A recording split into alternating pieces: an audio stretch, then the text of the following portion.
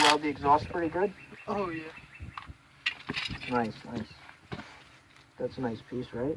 No, not at all. It was a You don't Harbor think Freight so? welder. No, that's a nice weld. Not at all. What do you want to do with it? All this welder's good for is exhaust jobs. That's it? Pretty much. Well, we're gonna weld the exhaust, right? Yep. Alright. This welder isn't made for steel this thick. It's more just. This isn't too thick, right? Oh no, it'll hold it. It's not gonna break off, but so you can't see the penetration on the other side. That's the problem. Yeah. It didn't really hit this metal that good. I just turned it up high, so it might. Alright, well, he turns it up high, so we'll see what happens.